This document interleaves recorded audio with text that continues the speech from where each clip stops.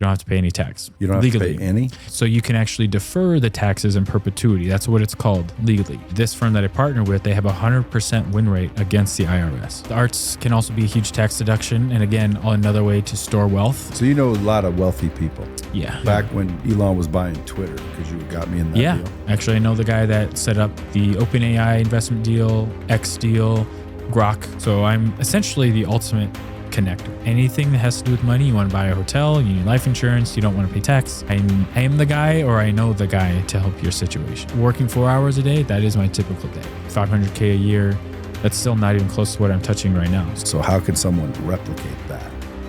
They can. The very first, how we started this podcast. What it is, Brad Lee back again with another episode of Dropping Bombs. Today in the studio, folks, we have Wes Smith, diversified entrepreneur and investor operating across multiple high-value industries, including colored diamonds, venture capital, private equity, AI, life insurance, and luxury experiences. Building portfolio approach to wealth through alternative investments, active on social media, educating people about alternative investment strategies. You can find him at Fortis by Wes. Fortis by Wes. So, and you seem to be a young man, 29 years old. Yes, sir. Out of Des Moines, Iowa. Yes, sir. Is that where you're born and raised? No, I was born in Omaha. And then actually I flew back and forth between Omaha and Raleigh, North Carolina every 6 months because that's where my dad got a job and my mom was still in Omaha. So I did that for a while. Then they decided, hey, we have family in Iowa. Let's just live there. So. Well, I heard Raleigh was gorgeous. I was like 2 to 4 at the time, so I don't really remember. I do remember we had a crocodile live under our deck for a while, though. I couldn't go outside and play for a while. Yeah. So you ended up moving to Des Moines with your family. How old were you then? No, so they're still in northwestern small town Iowa. I only moved to Des Moines after I graduated from Iowa State, so it's like 45 minutes down the road. What'd you study there? Kinesiology. Yeah. So you're not using it? No. Just like 90% of people that go to college now. I was wanting to be a personal trainer. You know, they ask 17, 18-year-old kids what they want to do their whole life. So I just said work out. So I said, yeah, let's go to school for that. Get a degree in kinesiology, which just means the study of human movement. So it's a very broad degree. You know, I can go into dental, occupational therapy, doctorate. I mean, it's a very general degree. It just has to do with health, human body. So. Have you always been into fitness? Yeah, ever since I was like 12. They introduced us to the weight room in middle school. Yeah, then kind of fell in love with that. Okay, so you graduate high school. What are you doing first? Actually, while I was still in high school, signed up for the military when I was 17 and went to basic training between the summer of junior year, senior year. Then after senior year, summer between senior year and freshman in college, did what's called AIT. So in the Army, it's called Advanced Individual Training. You go learn your job, basically. So went through all that. Then college at Iowa State for 4 years, did the 2 weekends a month, 2 weeks out of the summer thing for the National Guard. Supposed to go to South Korea twice, but they both got called off like within weeks of us having to go. I really wanted to go to South Korea, but. Why would the National Guard go to South Korea? Actually, the National Guard deploys more than the regular active army. So, really? I thought it was National Guard. Yeah. It's well, Space Force doesn't necessarily guard space, you know, from aliens, at least not yet. But did you see the movie out? Which one? Age of Disclosure. It's all the top politicians and military leaders saying point blank, there are aliens. Really?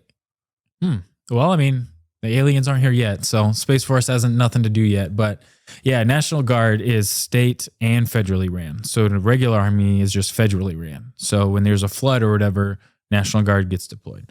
But yeah, National Guard, actually the Iowa National Guard deploys out of one of the highest deployments out of any state National Guard. Simply because we can get the job done. Yeah, there are, just like, you know, any other job, there are better people, and Iowa breeds, I don't know, the best soldiers. Corn-fed. Yeah, I guess it. Good American soldiers. Yeah, we just kind of get it done, put our head down. And so let me ask you a couple questions about that position, only because let's say during COVID, when like they would threaten the National Guard will come in, you being an American, if you had orders to like hurt or stop Americans, for something that you constitutionally knew was not okay, what would you do? I was not in that position. I was retired at that point. I did my 8 years. What would you have done? Yeah, you're kind of stuck because you got to follow orders. No, you only have to follow orders that are legal, moral, and ethical. So if they're telling us to shoot people because they're getting rowdy and for not wanting to take a shot, that does not sound legal to me. So yeah, I'd walk away. No. Yeah. Yeah. Well, that's what I was thinking. Because when they were like, well, they're going to go door to door and force you. I'm like, bro, look, these military guys that would have to enforce that, they have friends and family, like they're Americans. They're not just going to turn on each other. Yeah.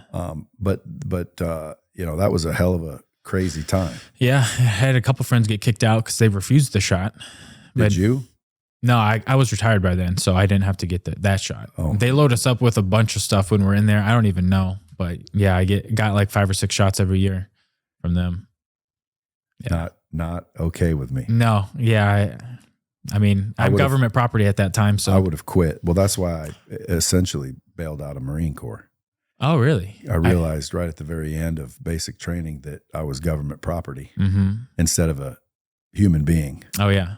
But anyway, so I'm trying to establish, like, how'd you get into all this? Now you're kind of a entrepreneurial, but you're still young. So like from 18 to 29 has only been 11 years. How did you make those transitions?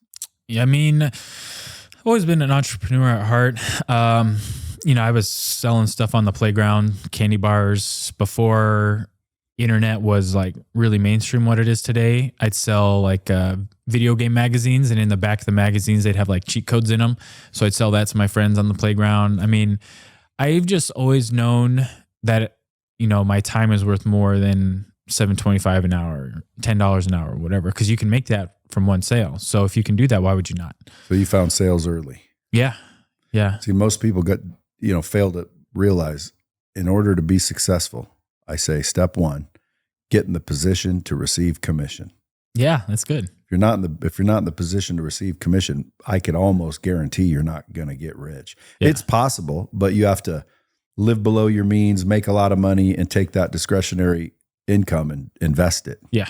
And so you're now into investments. You help people invest in multiple things, some with ridiculous sounding returns. Yeah. Well, how did you get from selling shit on the playground to now investing?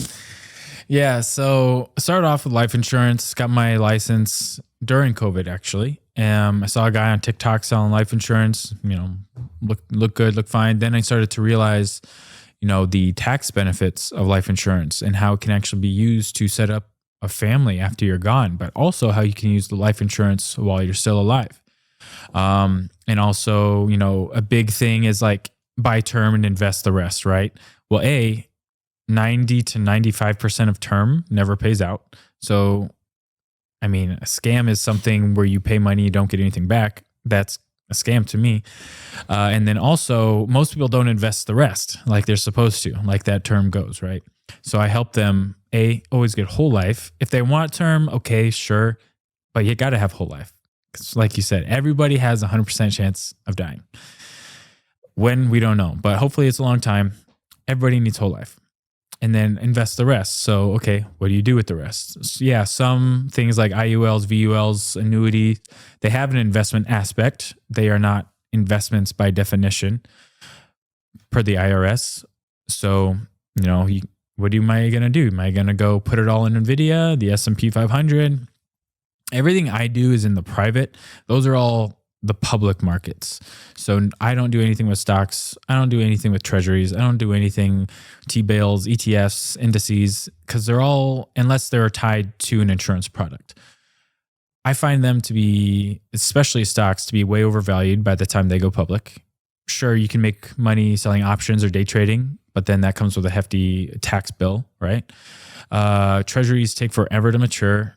ETFs, they can be okay, or dividend paying ETFs, they can be okay, but you got to invest a big amount up front to receive much. So I'm like, there's got to be, better way. And then I get a call one day from the guy who owns the life insurance IMO that I was with at the time. And he's like, hey, we're partnering with this company. We're selling gold mine stakes. And I said, that's pretty cool. So I said, yeah, let's rock. So I did that for a year or two. And then kind of just through networking, meeting people who have a lot of cool things. Like I was at Art Basel in Miami 2 weeks ago. I met the Prince of Denmark, the diplomat from Denmark, a billionaire, and people that are really like moving and shaking the world with different things that they are coming out with. Some of them already even profitable. They just need to take it to an investor. So then that's where I come in. I'm just a connector, basically. So next month, I'm going to the World Economic Forum in Switzerland. You know, I'm from a small 10,000 population town in Iowa. That's not supposed to happen, but I knew that life was not for me. I appreciate farmers. I know they feed us. Just that life is not for me.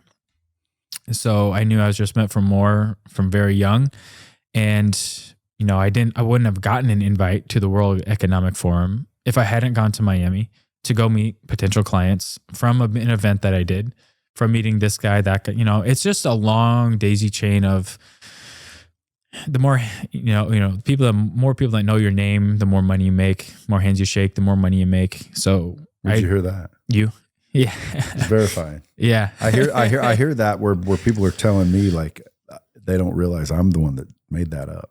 Yeah, no. You got a lot It's all about relationships. 100%. People don't realize like people are out of a job and I'm like, go to a mall, introduce yourself, find out what people do, be genuinely interested, start to build a relationship. And within 5 seconds, you can have 10 jobs. They're like, what do you mean? Yep. Well, like whatever you do, if I brought you customers, would you pay me? Yeah, They're like, for sure. Well, of course. Yeah. Okay, so there's a job. Bring this guy customers, whether they're dog walkers or frickin', restaurants. Like just promote, become a promoter, become a connector. Yeah. Yeah. One of my friends, actually a former roommate from college, he's a DJ, but he's actually introverted, which I don't know how that coincides being with a DJ, but we got lunch before I went to Miami. He's like, man, I really look up to you. You really inspire me. And I'm just like, why? And he said, you always going here, doing that. And I just, I'm scared to meet people. And I said, okay, let's do this.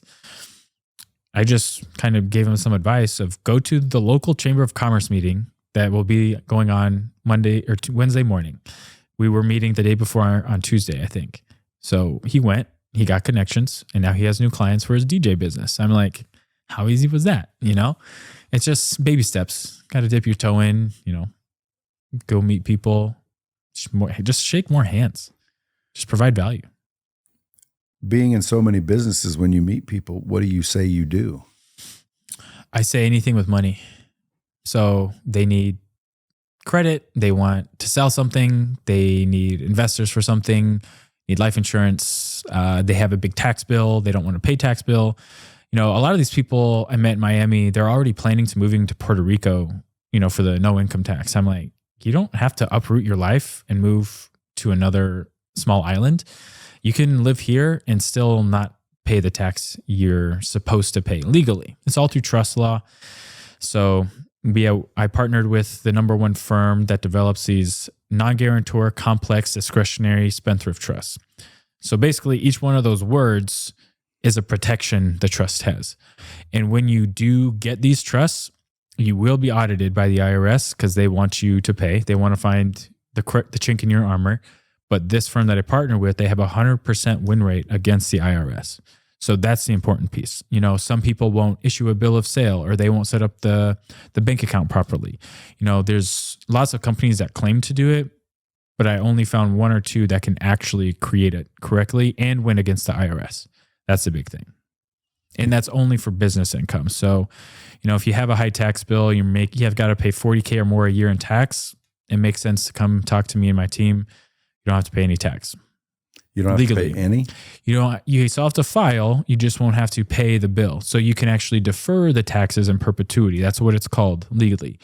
So I wouldn't advise just not paying because you'll be having IRS agents at your door for sure. Yeah, you got to pay your taxes. Just the question is how much? How much and when?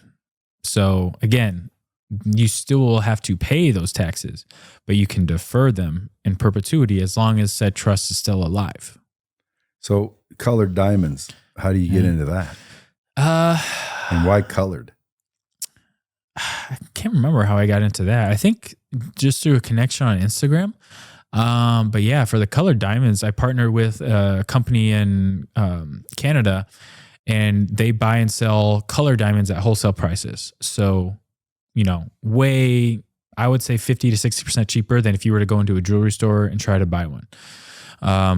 As far as why colored, white doesn't have any investment value because everybody and their grandma has white diamonds. Only very wealthier people will have colored, because colored depends. It's all on chemical structure. You can have white sapphires, you can have a red diamond, but to the naked eye, to the layman, they'll say, oh, that's a ruby. No, that's actually a red diamond. And it all has to do with chemical compounds and structures, and it's very chemistry-esque. But it all depends on also where they're mined from. So if that mine closes, that'll immediately shoot up the value. If Ford closes it down tomorrow, all Fords are going to shoot up in value. Same type of thing. And then color, the rarest colors are pink, purples, and reds. The one you have yellow, that's kind of medium of the road as far as rarity and investment. And in colored diamonds actually usually appreciate on pace with gold. So they're never going to go down because it's just another transformable, portable form of wealth. Same way people buy art. It's just a way to store your wealth in a different version, basically. So you just really started selling shit, sounds like? Yeah. Yeah, I sell shit. Yeah. Because, how'd you get into diamonds? Someone called you and you're like, hey, I'll sell these. I think that one came from an ad to buy colored diamonds to get an investment informational packet. And I'm like, this makes sense. How do we partner together? Well, aren't you busy enough doing everything else? Like, why are you so diversified, and at what point do you focus and do what you do rather than anything and everything that comes your way? Yeah. So I definitely do turn things down. It's definitely getting to that point, but there was a point where I wasn't busy. So I was taking on different things to do. And, just because I have the ability to do all these things does not mean I do them every single day. So not somebody does not need a life insurance policy every single day, at least not the policies that I issue. I don't really do low level unless I know them. It's just not worth my time. But selling an art piece that's worth millions, hundreds of millions of dollars, that takes time. That takes trust built on both sides. There's a lot of white collar crime in that area. So you got to really know who you're dealing with. You got to know how you're getting paid, when you're getting paid, by who. All the certifications a painting has to have. That stuff takes time. But how'd you learn that? So I hosted my own first event, Miami, I think last month. And only invited about 20 people, very small, very intimate, but very heavy hitters. So one lady approached me afterwards and was like, you sell excellence. And I said, yes, thank you for noticing.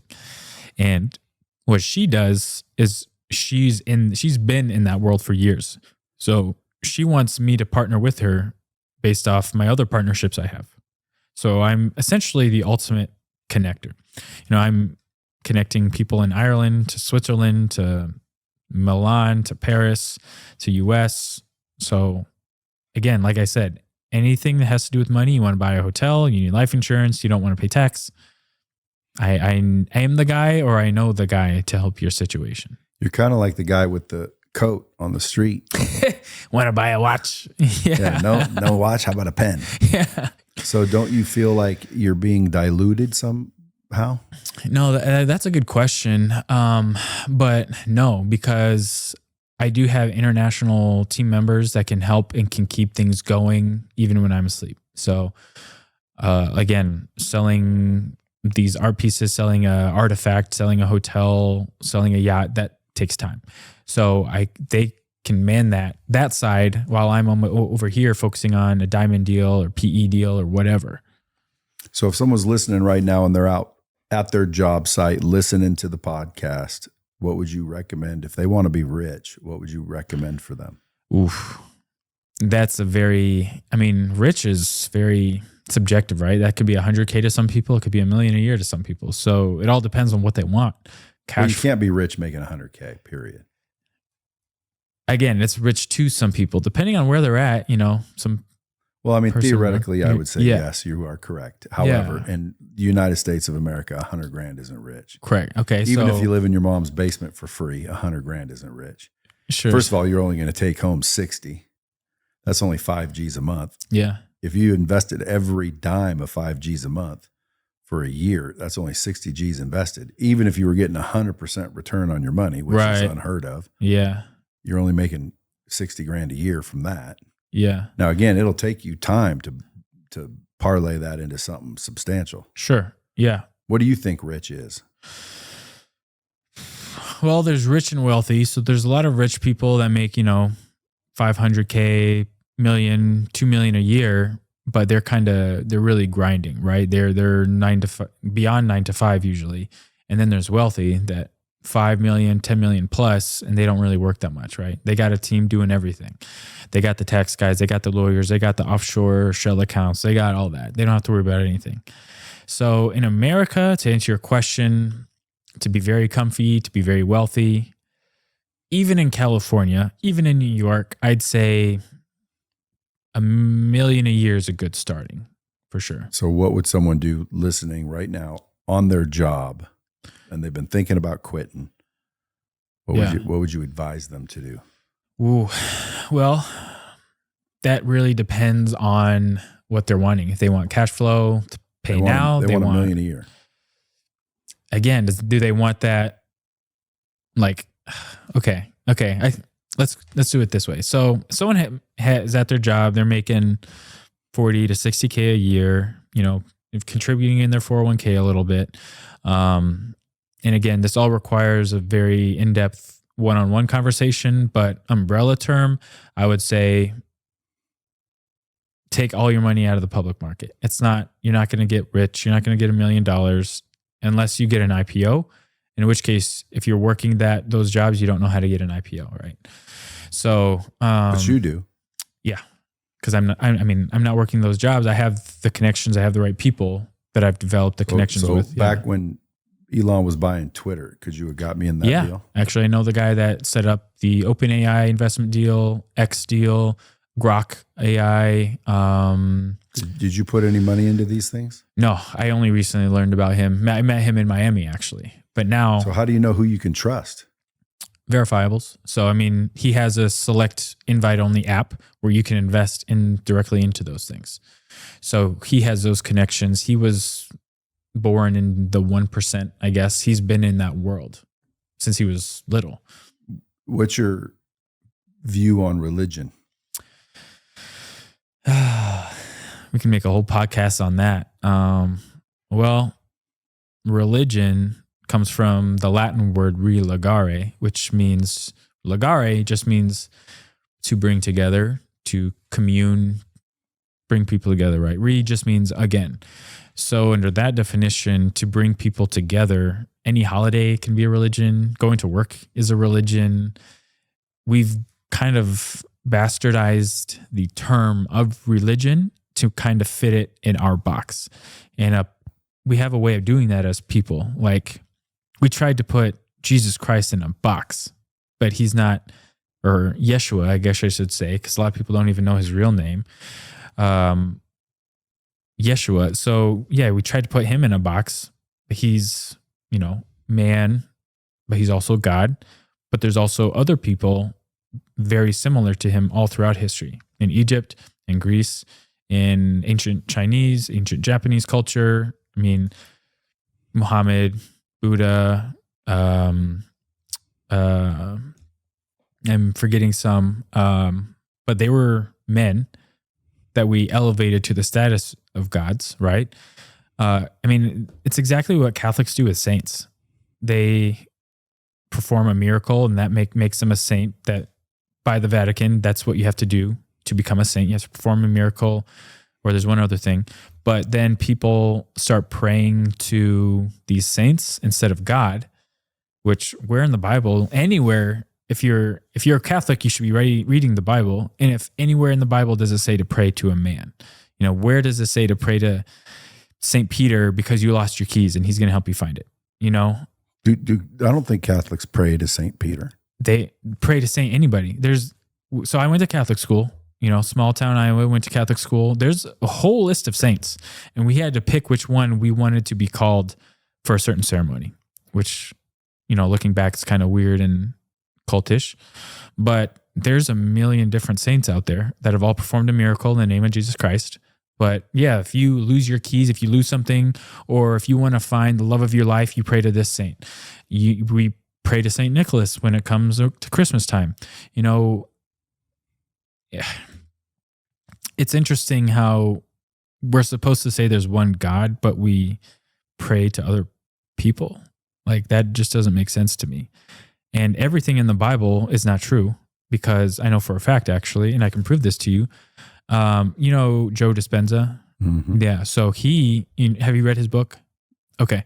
So in his book, actually in the Which one? Becoming Superhuman? Yep. Yeah. I've read it. Okay. So in the foreword, right there on the first page, there's someone named Li Cheng Yuan, who's an ancient Tibetan herbalist. He was born in 1677. He died in 1933. That's 256 years old.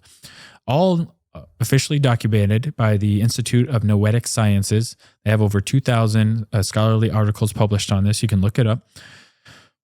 But the Bible says after Noah, we were not supposed to live more than 120 years old anymore. But this guy just lived to be 256, and that's only in recent history. Died in 1933. And there's Japanese people, it seems like every day I'm reading about, this person's now the oldest person in the world at 124 or whatever, I'm gonna have to chat GPT this. Yeah, please do. But yeah, so if one thing is not lining up correctly, that kind of puts the perfect book, the good book, that's everything's supposed to be lining up so perfectly. That's kind of the chink in the armor, You're looking up Li Cheng Yuan.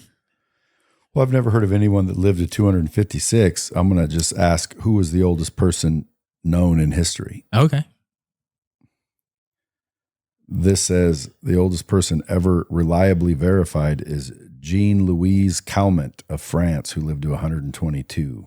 Even then, it's still more than 120 years old. So, but I'm just wondering, I've never heard of this 256-year-old guy. Yeah. He's in the book. I have the book with me, actually. I can show you. What was his name? Li Cheng Yuan, CHENG space YUEN, Tibetan herbalist. Look him up. Yeah. I said, what about Li Cheng Yuan? It says,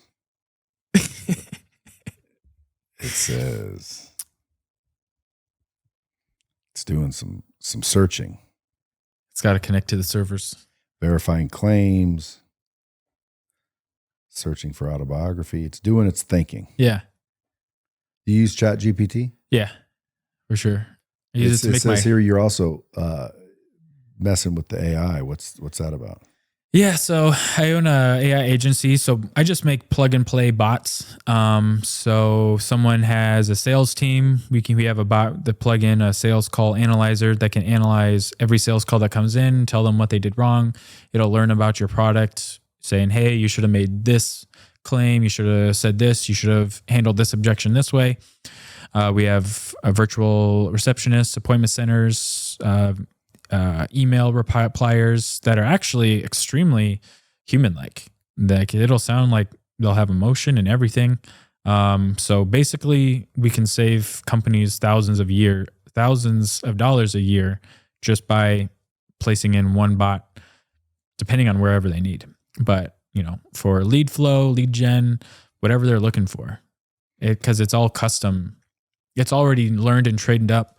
They're all so it's all these bots are gathering information, but it's all going to the same server. So it doesn't matter if I plug it into Lightspeed VT, we'll find your perfect client within 90 days, or we work for free until we do. Say that one more time. So if I plug it in, whatever we have to Lightspeed VT, we'll find your perfect client within 90 days, or we'll work for free until we do. You mean identify ideal customer profile or find the customer? Typically, you would have that profile to begin with. You know what you're looking for. We plug and play that. So scrape Google, LinkedIn, Twitter. We can also get you ranked on the Google AGI. So that AI response when you type something into Google right at the top there, we can get you plugged in there. Anything that needs done can be done with AI. Business owners, listen up. If your business needs more money, and it will, banks aren't built to move quick. They make you fill out a ton of paperwork, wait for a decision, and by that time, the opportunity is passed. So if you want bank rates without bank delays, you need to check out Cardiff. Cardiff's been helping businesses get same-day funding for over 20 years.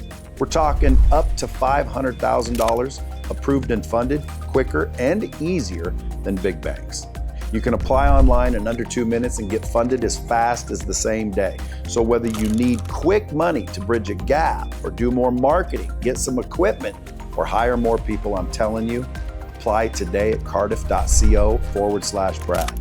Stop letting slow money cost you opportunities that move fast. There's no impact on your personal credit. So apply now at cardiff.co/Brad. Subject to approval, terms and rates vary. Cardiff, borrow better. Well, this is Lee Chang Yun, more commonly spelled Lee Ching Yun. Lee Ching Yun is not considered a real oldest person in history record. He's a longevity legend with no verifiable birth date. The reputable sources actually show what he claimed. Reports say he claimed to be 197, born in 1736, and some stories pushed it to 256, born in 1677. Why it's not accepted? Fact checkers and gerontology focused write-ups note the claim is poorly documented, highly improbable, and not validated the way modern longevity records are. So it's a fun story, but not a verified record. Well, you got to tell Joe that, not me. I just read his book. Well, again, I mean, I don't know Joe personally, so I read the book. I don't remember that part though. Yeah, it's right. I got to read that book again. I like Joe Dispenza's material. Yeah, we wish it's all true because it's a lot about quantum physics. Yeah, quantum physics. You believe in that? Quantum physics, yeah. I mean, quantum physics is a science. Quantum, and people hear the term quantum like Quantum Mania, Ant-Man and the Wasp, or quantum physics, quantum this, that, the other thing, quantum computing. Quantum just means like molecularly small. It's just how quantum physics is just how atoms interact with each other, basically. Well, quantum physics says that we're all just energy. Yeah. And our bodies aren't even real. Yeah, they're 99% empty space. Yeah. Yeah, so it goes past a lot of people. And we don't even actually touch anything. So like that chair you're sitting on, you're actually just hovering above it because the energies are repulsing. Yeah. Yeah. So, I mean, I like it. I wish it was true, because if we are all energy and we can tune to the right frequency, well, then we would attract whatever we want. Yeah. Theoretically. Yeah. Do you have any mindset hacks that you found to be true? Mindset hacks? I don't know about hacks. Definitely having the right mindset of having a goal. First off, a lot of people start into investing or business or something with a desired outcome without having a desired outcome. People say, oh, I just want more money. Okay, well, here's $1. You made more money.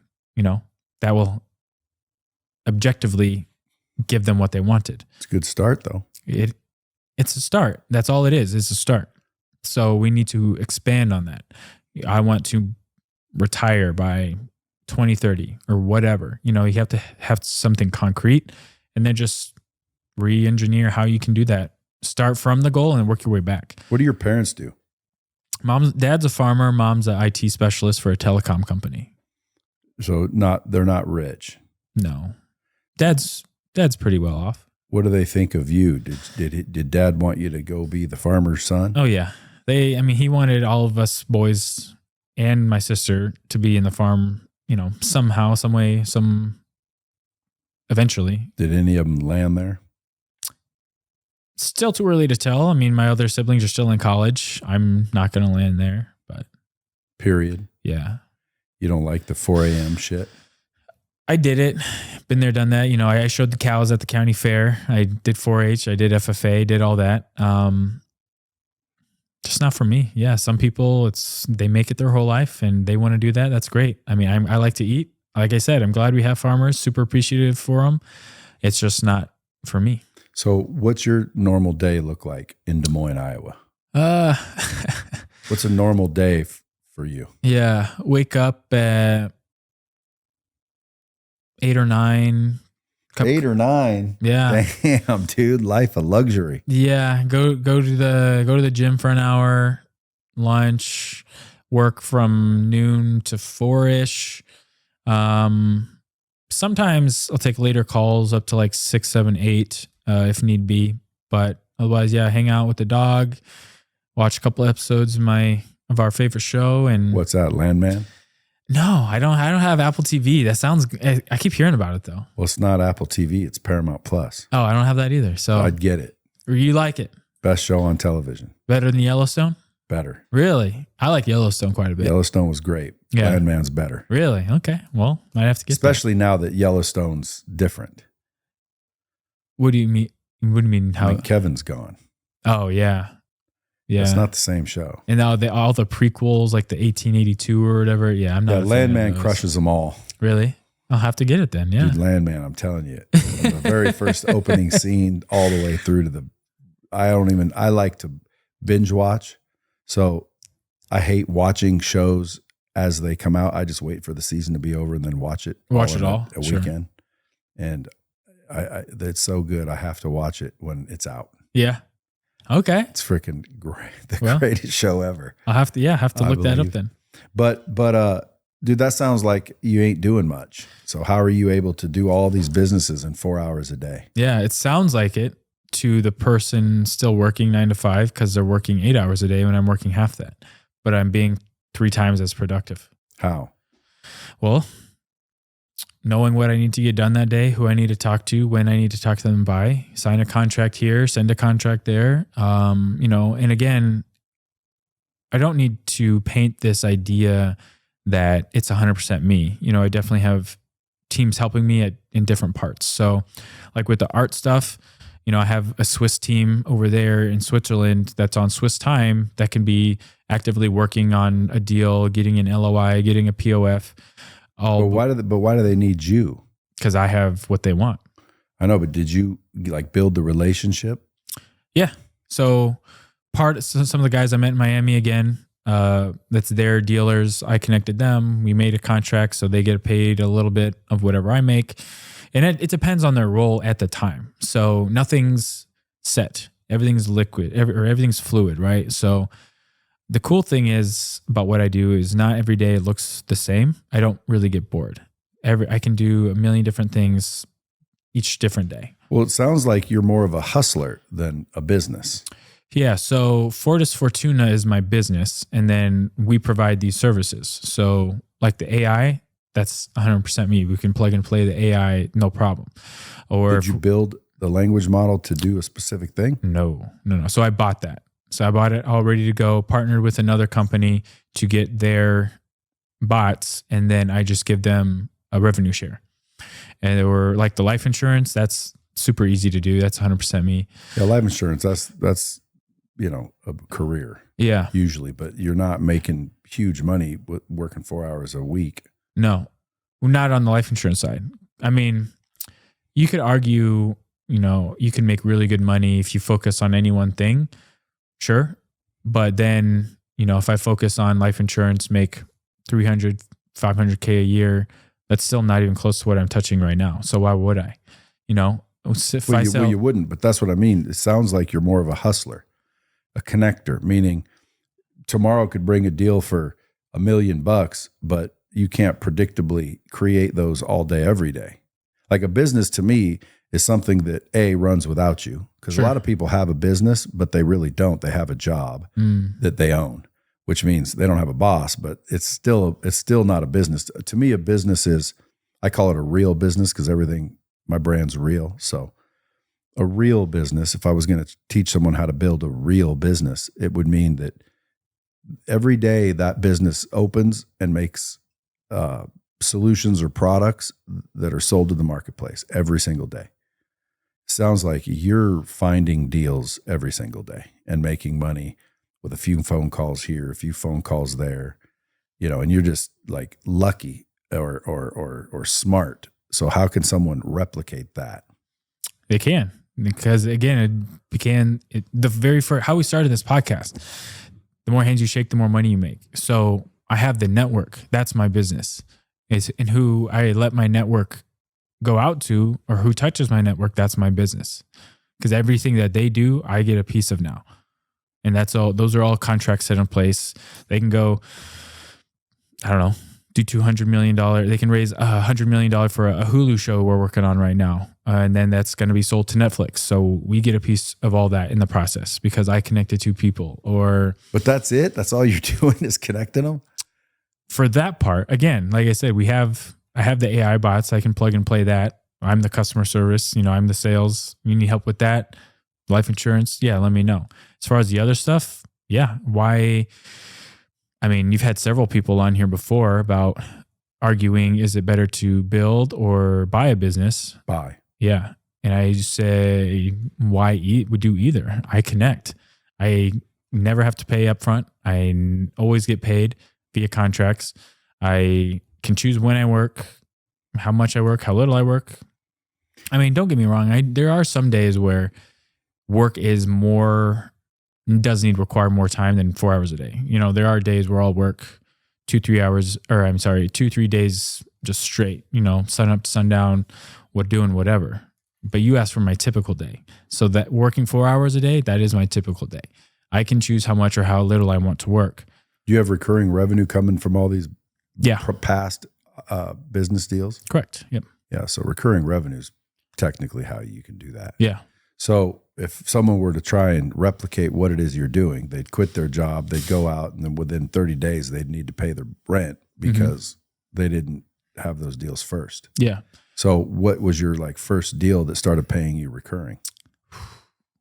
Life insurance. Yeah. You get paid every month. Did you, when you first started that, were you putting in, 80 hours a week? Yeah. Yeah, I was making TikToks every day, trying to get free leads that way, paying for leads, asking for referrals. Yeah, that was a grind. And actually I was homeless at that time. I was living in my car. I'd go to the gym to shower. Yeah, that was a hard time, but it's how every entrepreneur usually starts, unless they get a handout from somebody. It's gonna suck. It's gonna be a grind for a while until you can make it onto the Bradley show. What would you say your special talent is? Building relationships? Understanding what people need. Yeah. Building relationships. Yeah, because if me and you were talking, let's say before the show, and which we were, and I'm like, well, shit, I'd do that. Yeah. Is that just kind of what you do? You're just out having conversations and, paying attention to what people need and then connecting them with somebody in your network to make that happen. So I want to be the guy everybody thinks of when they need something, which is a lot to put on. Like I need leads for Lightspeed. Yeah. My big thing with Lightspeed is predictable qualified leads on a regular basis. Predictable, meaning, hey, you give $50,000 a month and you'll get 50 deals a month equaling X. So it's just like a predictable lead flow. Yeah. So like with the AI stuff, to find the good leads, there's usually a 90-day trial and error session because every business is a little bit different. Yeah. Then if you want to set the goal of 50 leads per month for X months, then that's what you get. Or again, we work for free until we hit that. Well, I think leads are easy. I can get you leads all day long. Engaged leads is what I'm talking about, meaning they're raising their hand saying, I need what you have. Yeah. That's to me more than a lead. It's really it's qualified leads that we'd find. Or better than that, engaged, interested. Because again, I mean, I can call any business for Lightspeed. Every business in the country needs Lightspeed. I could show you a million ways you could use Lightspeed. Mm-hmm. But if you're not interested or engaged, it's a lot more difficult. Yeah. So what I'm looking for is people that already know and are interested in Lightspeed. So I'm technically looking for engaged leads, because you could give me a list of, here's 1,000 people that fit your ideal profile. Yeah. I know, but now you have to call them. and you have to get them interested. Yeah. I'm looking for the process of that, where I throw out an ad and I get, 20 ads or 20 inbound leads per day, engaged, interested, and all they have to do is hear the offer. And if they like it, they do it. And if they don't, they don't. That's what I'm looking for. Yeah. So that's what every business is looking for. So if your AI can do that. Yeah. So what we do with that is basically we have the bots scrape LinkedIn, scrape Facebook, scrape Google to find businesses that need Lightspeed is training, right? Training platform. Training software, yeah. Yeah. So we find either a budding business that's growing or a structured business. I know, but I can give you a list of those. So finding them is not the hard part. Again, that any they're looking. Any HVAC company, any plumbing company, any electrical company, any home services business, any franchise, any hotel, any restaurant, any car dealership, any business, really, like your business. I can show you how to use that, and it's $300 a month. But I'll bet you if I, had you coming to me, it would be a different story. So like right now I could probably convince you, because I'm the best closer on planet Earth, to get it. But again, it'd take me hour of my time. It's $300 a month, so it's not a big monthly item. Sure. Usually when you get the top closers, they're looking for high ticket things to sell because they want that commission. Yeah. And if I paid you 100% of the first month revenue, it's $300 is all you're making. Would you do that for me? Hell no. You'd be like, no, dude, I can make way more in an hour. Yeah. So I'm trying to figure out whether it's AI or a marketing agency or somebody that can say, I can create an ad, you run traffic, that's just money. To this ad, we will deliver a message or an offer, and interested parties will opt in. And again, I mean, if I could find, let's say 100 interested people per day, dude, this place would freaking be worth $1 billion inside of 3 to 5 years. Yeah. Most businesses do not get 100 qualified leads a day. That's pretty good. Well, how do you find it? AI should be able to do it. The question is what's the offer? What's the message? Correct. And what's the target? Correct. Which is all super tailored to whatever the business is looking for. So if I were to DM you after this, what's that business called? Like, in other words, do you just do a bunch of things, or do you actually have staff and businesses for each one of these things? Yeah. So for the AI, definitely need help with, because I'm not technical at all. I have freelancers for that help me with the setting up of that they are the techies, right? So that's Fortis AI. Fortis? Fortis. Oh, Fortis. Yeah, Fortis AI. So fortisai.io, that's the AI website. If anybody has any business, I'm helping a law firm only find farmers that are looking to sell farmland because of tax credits that they can help them get. And then they get a portion of that tax credit in cash. That's how they get paid. So that's super specific. Are you real familiar with the farming industry? I wouldn't say real familiar, but every Thanksgiving, Christmas, family get together, I always hear about what's going on in the farming industry. Because what's going on with like Bill Gates and all these rich people buying up all the farmland? Yeah. What's going on with, like, coincidentally, the three biggest, chicken producers burn up in one week? Like, is there any truth to any of this? What are the farmers saying? Well, yeah, they do not like how China is allowed to buy farmland over here. Bill Gates is the biggest farmland owner. They don't like that because they don't know what he's going to do with it. What do you think? What do they think he's going to do with it? I've heard things like he's going to try to constrict the supply and just increase prices, and then come out with the supply, owning the biggest farmland ever. And then now, see, there's tax benefits to owning farmland. Oh, 100%. So why wouldn't he just be, maybe he's doing it because he's got so much money, you got to put it somewhere, and he figures farmland gives him the tax credit, and he's just buying it for that reason. Do you think Bill Gates needs tax credits? Why is there, you would think, no. But at the end of the day, like, if you had $100 billion, what would you be doing? Personally, I'd be disappeared. Yeah, like, if I had $100 billion, dude, I'm done. Dunzo with the capital D. Yeah, for sure. I'd be traveling. You'd be saying, who's on that yacht over there? Oh, that's Brad Lee. For sure. Yeah. Yeah, I wouldn't be dicking around at all. I would have liquidated everything and spent the rest of my life enjoying the time we have left. Well, one thing I'm starting to realize is that we don't really know the richest people in the world. That's a And fact. yeah, 100%. So, like when I met the Prince of Denmark, he kind of came up to me. Actually, I was wearing this suit, so that's why I wore it today. He said, "Hey man, like your suit?" And he actually lives here full time in California. Didn't know that. This isn't California. No, this was at Miami Art Basel. He was there networking. Does he live here though? In California, yeah. We're not in California. Oh, he doesn't live in Nevada. No. Yeah. I was gonna say, introduce me. God damn it. No. He doesn't live here. But yeah. So we kind of got to talking about things like from the Diplomat. So I'm brokering. Is that where it was? The Diplomat Hotel? Oh no. So when I said the Diplomat, I meant like the Danish Diplomat. Where's the Art Basel? I've always wanted to go every year, but I never get down there. But all my friends go, and I hear it's a party. So it kind of takes over South Miami all week. So there's events all across town. It depends on what you're looking for. Yeah, there's parties until like 6 a.m. if you want to do that. I just want to go check out the artwork. Yeah, there's free installations all over. There's a big one on the beach. And you're just walking through and looking at all the artists' work? Yeah, there's also ones you have to get invited to, and that's because of my network. That's where I got invited to, and that's where people like, I met a billionaire there, Julio Riveres, I believe. He owns a bunch of tax firms.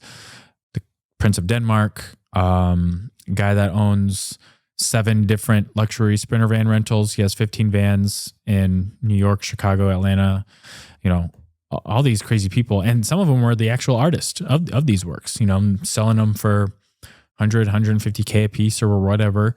But yeah, those are the places that you need to get to if you want to go to Art Basel. You kind of got to know a guy if you want to get into the right room. But there's a lot of things that are free for sure. You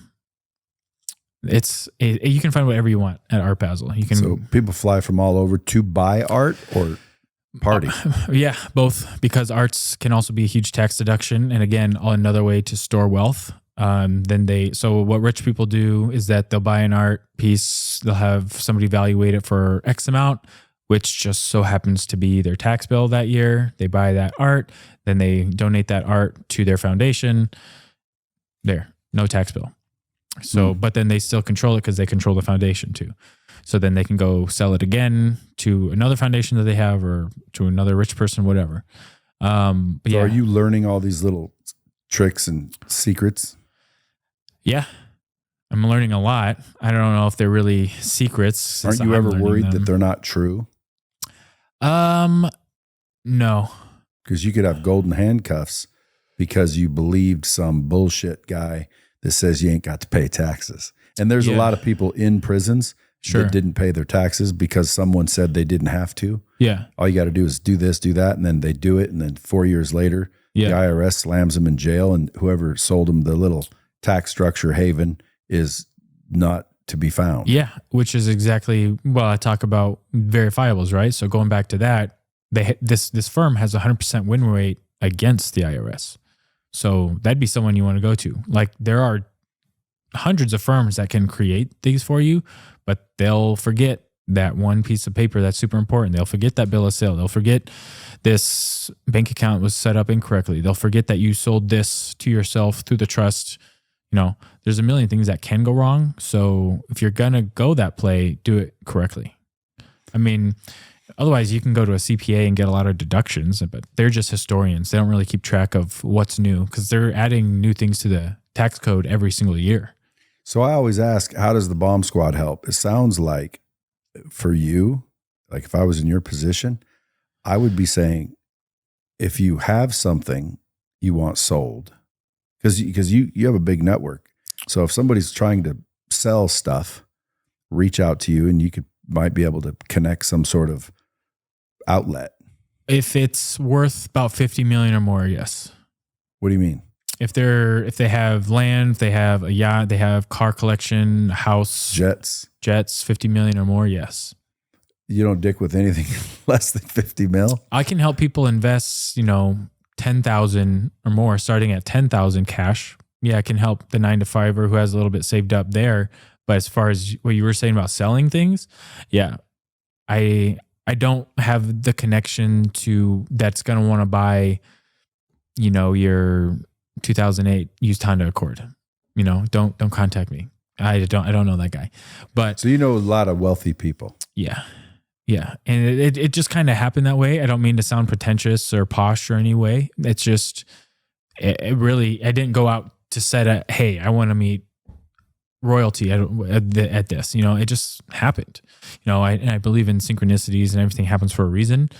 So again, yes, I can help the 9-to-5er invest in some things that are a minimum at 10,000 or more, or, if you're looking to sell a business, buy a business, someone want to sell Lightspeed VT, I can find a buyer. You want to sell art, cars, also yachts. Lightspeed.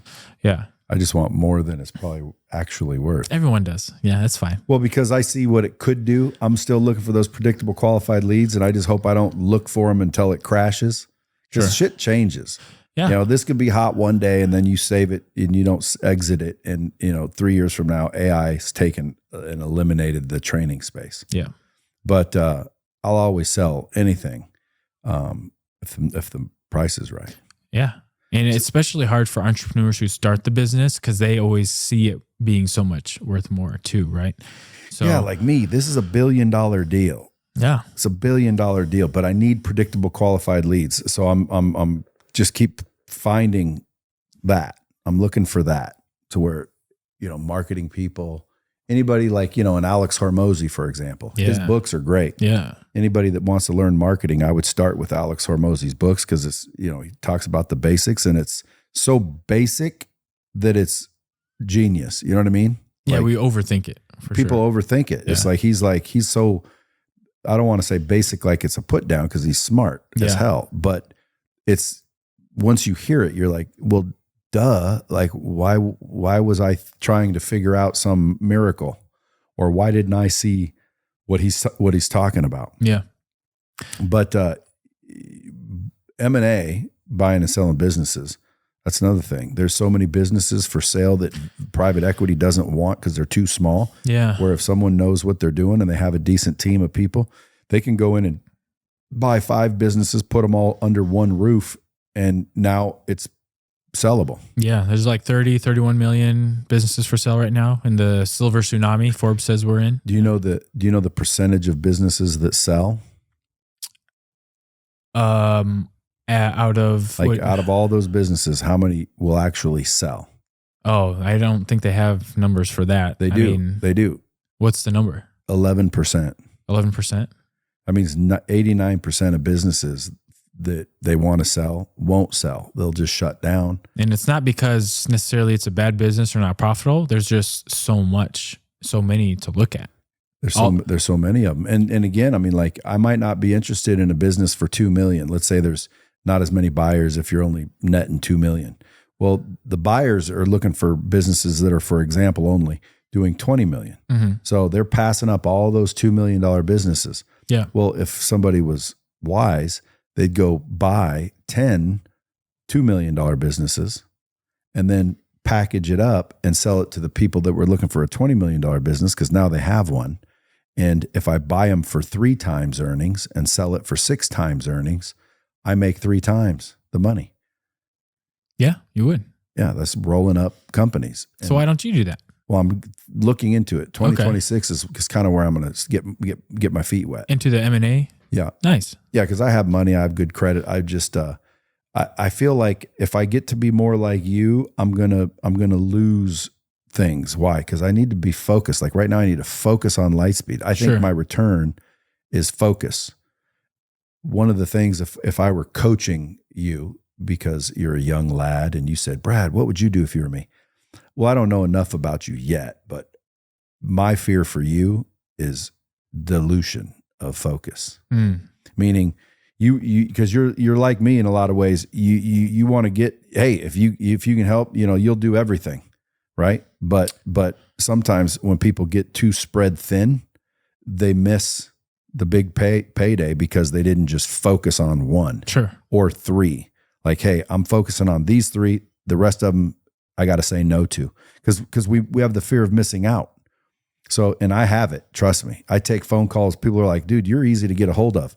Yeah, because you might be the one dude I'm looking for. Yeah. So I want to talk to people. I want to build relationships. I know the value of relationships, but now I'm getting to the point where it's almost like maybe I need to start saying no a lot more. And I read a book the other day. I forget whose it was, but he was a billionaire, multi-billionaire. And he said, what gets you to 10 million doesn't get you to 100 million, and what gets you from 100 million to a billion isn't the same, and so on. And the biggest lesson that he was trying to teach people is learn, instead of saying yes to everything, learn to say no. Yeah. Because it'll save you a lot of time. Yeah, no. And I have been learning to do that as of recently because, with my network, they bring me things all the time and I just don't have the time, or there's not a good payoff, or I don't like what they're doing, or there's a lot of reasons. What if someone just wants added to your network? Like I've been thinking, well, shit, dude, just take my number, and in case you run into somebody. Yeah. So say that again. What if somebody wants added to my network? Yeah. Like if there's listeners, not freaking people with 36 grand a year jobs, but like real people listening. Cause I got a lot of real people listen. No, I get it. And they want just to touch base and connect. And, cause again, I mean, it is about relationships. So if I was listening to this and I was already successful, I'd be like, well, shit, let me give the kid my number and just build a little relationship with him just in case he can run into the people I'm looking for. Cause usually everyone's looking for someone. And what's funny is the people you're looking for, 9 times out of 10 are looking for you. Yeah. But you'll never find each other without relationships and connections. So what if I just wanted to get in your network, get myself on your radar? Should I DM you? Yeah, you can either send me a DM at Fortis by Wes on Instagram or TikTok, or just go to my website, fortisbywes.com. Just send me an email there. Easy. Yeah, super easy. There you go, listeners. What about hiring? Can you hire people? You looking for anybody?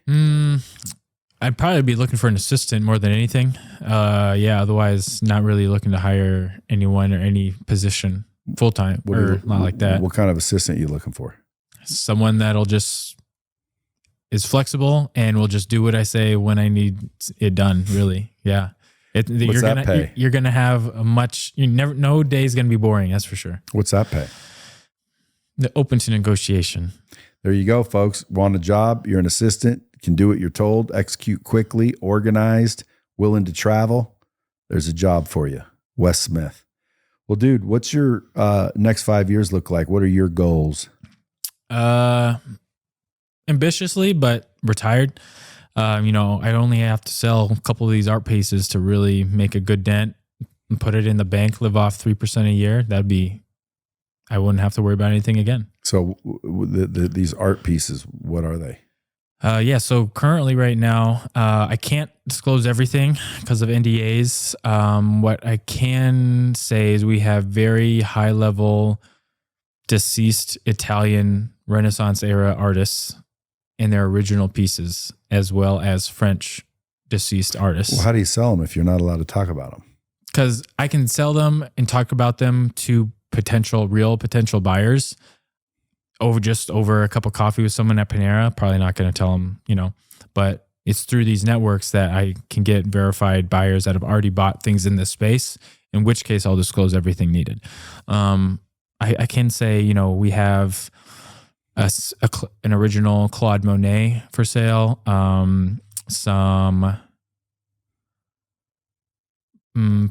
We have a Pablo Picasso for sale.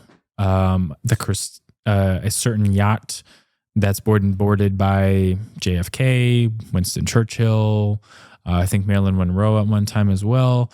We have the Ritz-Carlton for sale in Paris, the JW Marriott in Cannes, France, where the Cannes Film Festival is. If you can think about it, we probably have it. The world's largest black diamond. It's 168 carats. It's called the Black Minden. Now, when you say you have it, you know where we have the seller financing agreement, so you can't find it on the market. So only me or my team can sell it and give you access. And what kind of buyer would that take? You'd be surprised. I'm talking to a buyer later that's already bought billions of dollars in hotels, and he's interested in the Ritz. So why would the Ritz give you the only rights to sell it? Because they're actually franchises. So one guy owns that. Come to find that out. Same thing with the JW Marriott. But if he has an asset like that, why would he limit his only ability to exit with you? Past experiences, past wins, being able to sell something like that. Yeah. I mean, why would you go with Ferrari? Because it's a good quality vehicle. It runs great, holds value, looks cool. Same reason. Is cool. Yeah. Yeah. You can't beat Ferrari. I'm more of a Lamborghini man, but I see the Ferrari logo up there. So yeah. Well, Lamborghini is a great car, and I love the story of Lambo. Yeah, great story. However, when I drove both, it's clear which one is the more refined machine. Really? I've driven both too, and I don't know. I just like Lambo, man. I don't know. I will say technology-wise, Lambo, you need to up your game. For how much those cars are, you need better technology. If you take apart a Lamborghini, it says Audi. Yeah, Audi or Volkswagen owns like all those cars. Yeah, you're driving a cool looking Volkswagen. I mean, that's cool. In fact, but literally, like you take apart the car, there's Audi and Volkswagen parts, so it's not really a Lambo like back in the day. A Ferrari is still a Ferrari. I see what you're saying, and it's 100% Ferrari. I see what you're saying. Yeah, and it's a driving machine. They are. A Lambo's kind of new money. A Ferrari's old money. Yeah. I forgot the bombs. There you go. There's one right there. I mean, Jake Paul, I consider new money, and he just bought a Ferrari, And eventually, well, he's had money for a long time, so he's becoming old money real quick. He's like 30.